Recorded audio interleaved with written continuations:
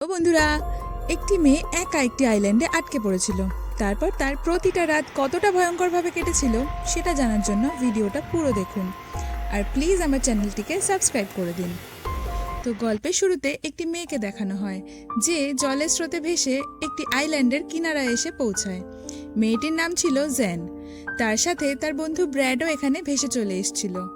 সে তার বন্ধুর কাছে গিয়ে তাকে চেক করে এবং দেখে যে সে গুরুতরভাবে আহত হয়েছে এবং কিছুক্ষণের মধ্যেই সে মারাও যায়, যেটা দেখে জ্যান ভীষণ ভয় পেয়ে যায়। পরে তার বডি সেখানে রেখে সে পুরো দ্বীপটা ঘুরে দেখতে শুরু করে, কিন্তু দেখে পুরো আইল্যান্ডটাই ফাঁকা। সে একা এখানে আটকে পড়েছে।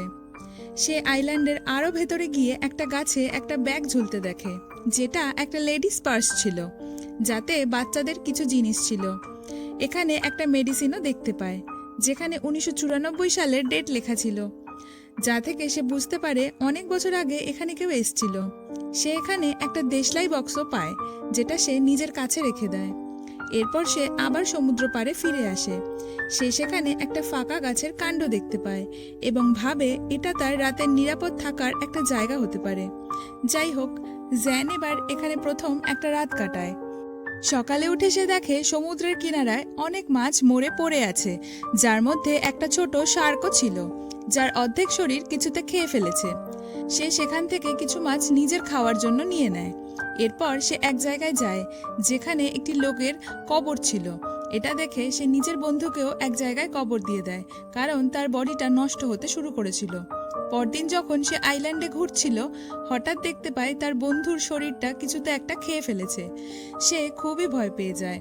সে বুঝতে পারে এটা কোনো ভয়ঙ্কর জন্তুর কাজ, যে এই আইল্যান্ডেই থাকে। সে একটা লাঠিকে ধারালো করতে থাকে এবং একটা হাতিয়ার বানায়। এরপর সন্ধ্যাবেলা সে সেই জন্তুর জন্য অপেক্ষা করতে থাকে, কিন্তু অনেকক্ষণ পেরিয়ে যাওয়ার পরও সেই জন্তুটি আসে না এবং সে ঘুমিয়ে পড়ে। এবার সকাল হয়ে যায়।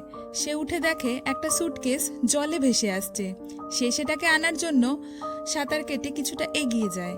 সেখানে গিয়ে তার কিছু একটা মনে হয়, তাই সে জলের তলায় ডুব দিয়ে দেখে যে সেখানে কি আছে। সে দেখে সেখানে বড় আকৃতির একটা গর্ত রয়েছে। সে একটু অবাক হয়ে যায়। এরপর সে সুটকেসটা নিয়ে পাড়ে চলে আসে। সেটা খোলার পর সে কিছু জামা কাপড় এবং একজোড়া জুতো পায়। সে সেই জামা কাপড় পরে নেয়। রাত হলে সে সেই সুটকেসটি আবার চেক করতে শুরু করে।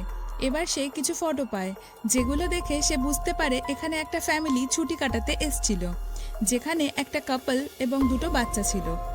তখন জ্যানের ওপর দিয়ে একটা প্লেন চলে যায়, যা দেখে সে তার ফ্লেয়ার গান চালায়, কিন্তু ততক্ষণে সেই প্লেনটি চলে গেছিল। সেই ফ্লেয়ার গানের আলো যখন নিচের দিকে আসছিল, সে তার মধ্যে একটা অবয়ব দেখতে পায়, যেটাকে দেখে জ্যান খুবই আতঙ্কিত হয়ে পড়ে এবং আইল্যান্ডের ভেতরের দিকে এলোপাথারিভাবে ছুটতে থাকে এবং এক জায়গায় গিয়ে লুকিয়ে পড়ে। সেই জন্তুটা এখানে এসে জ্যানকে খুঁজতে থাকে। এতে জ্যান আরও ভয় পেয়ে যায়। এইভাবে কোনো ক্রমে রাতটা আতঙ্কের মধ্যে দিয়ে কেটে যায়। পরদিন সকালে সে আবার সেই ফটোগুলোই দেখছিল, যার মধ্যে একটা ফটোতে সে দুটো চোখ জ্বলজ্বল করতে দেখে। সে বুঝতে পারে যে এটাই সেই জন্তু। হয়তো এই জন্তুটাই এই ফ্যামিলিকে মেরে ফেলেছে, যার ফলে জ্যান আরও ভয় পেয়ে যায়। এবার সে কোনো প্রকারে সেই আইল্যান্ড থেকে বেরোতে চাচ্ছিল। তাই সে সেই সুটকেসটা খুলে তার মধ্যে নিজের লাইফ জ্যাকেটটা রেখে দেয়, যাতে সে এতে করে ভেসে এই এলাকা পার হয়ে যেতে পারে। এরপর সেটাকে জলে টেনে নিয়ে যায় এবং তার উপর বসে, কিন্তু সেই সুটকেসটা সমেত উল্টে জলে পড়ে যায়। তার এই প্ল্যানটা ফেল হয়ে যাওয়ায় সে আবার দ্বীপেই ফিরে আসে। সেই জন্তুর হাত থেকে বাঁচার জন্য তার একটা সেফ জায়গা দরকার ছিল। তারপর তার নজর সেই পড়ে থাকা গাছের গুড়ির দিকে যায়, কারণ তাতে একটা বড় গর্ত ছিল। সেই জন্য সে ভয়ানক রাতটা সেই গাছের গুড়ির মধ্যে কাটিয়ে দেবে ভাবে। এবার যেই রাত হয়, সেই জন্তুটি আবার আইল্যান্ডে চলে আসে।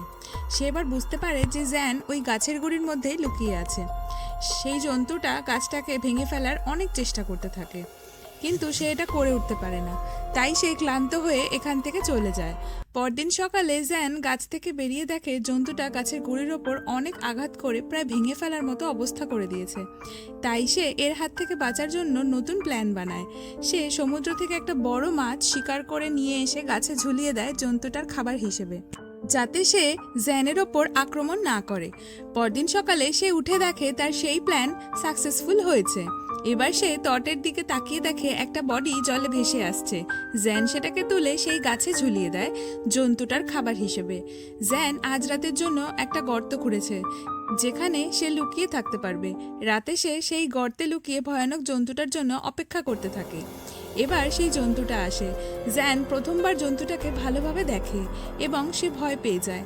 জন্তুটা সেই মৃতদেহটাকে খেতে থাকে। এরপর জ্যান তার সামনে কিছু একটা আওয়াজ শুনতে পায়। সে তাকিয়ে দেখে তার সামনে সেই জন্তুটার পা। এবার সে আরও বেশি ভয় পেয়ে যায়। সে কোনো রকমে নিজেকে সামলে নেয়। পরদিন সকালে ঘুম থেকে উঠে সে একটা নিরাপদ জায়গার খোঁজ করতে থাকে। সে যেহেতু আগের দিন রাতে সেই জন্তুটার উচ্চতা দেখে ফেলেছিল, তাই সে দুটি নারকেল গাছের মধ্যে একটা দড়ি বেঁধে নিজের জন্য একটা দোলনা মতো বানায় যেখানে সে থাকতে পারবে, যাতে সে জন্তুটা তাকে ধরতে না পারে। এবার সে দোলনায় গিয়ে বসে পড়ে। এবার যখন রাত হয় সেই ভয়ানক জন্তুটা আবার এখানে আসে এবং সে জ্যানের উপস্থিতি টের পেয়ে যায়। তাই সে খুব জোরে জোরে গাছটাকে নাড়াতে থাকে, যার ফলে দোলনাটা ছিঁড়ে যায় এবং জ্যান নিচে পড়ে যায়। সেই জন্তুটা জ্যানের পিছু নিতে থাকে। জ্যানও প্রাণপণ ছুটতে থাকে। তখন জ্যান লক্ষ্য করে জন্তুটা মাটির থেকেও অনেক বেশি দ্রুতগতিতে জলে ছুটছে। সে মুহূর্তের মধ্যে জ্যানের সামনে এসে পড়ে, কিন্তু জ্যান তার বানানো হাতিয়ার সেই জন্তুটার পেটে ঢুকিয়ে দেয়। কিন্তু সে জ্যানকে ছুঁড়ে ফেলে দেয়। জ্যান কোনো ক্রমে নিজেকে ধাতস্থ করে। সে এবার দেখে জন্তুটা চলে গেছে। এবার সে জল থেকে বাইরে বেরিয়ে এসে লুকিয়ে পড়ে। পরদিন সকালে জ্যান দেখে জন্তুটার সঙ্গে লড়াইতে তার পায়ে অনেকটা ক্ষত হয়ে গিয়েছে।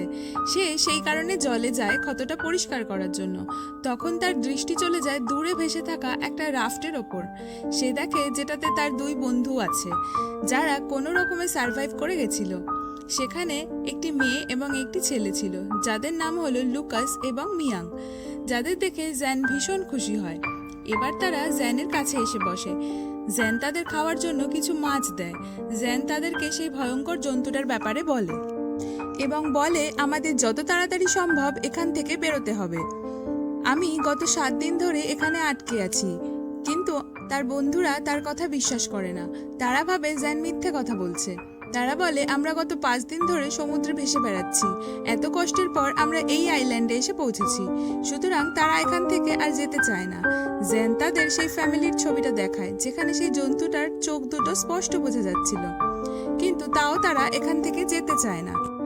তাই জ্যান লুকিয়ে এদের রাফট নিয়ে এখান থেকে পালানোর প্ল্যান করছিল। জ্যান যখন এখান থেকে রাফটটা ঠেলে জলে নিয়ে যাচ্ছিল, তখন মিয়াং তাকে দেখে ফেলে আর জ্যানের ওপর তারা হামলা করে দেয় এবং মিয়াং জ্যানকে বাড়ি মেরে অজ্ঞান করে দেয়। যখন তার জ্ঞান ফেরে সে দেখে তাকে ওরা বেঁধে রেখেছে। তখন রাত হয়ে গেছিল। সেই জন্য জ্যান লুকাসকে তাকে খুলে দেওয়ার জন্য রিকোয়েস্ট করতে থাকে, কিন্তু মিয়াং বারণ করে তাকে খুলতে।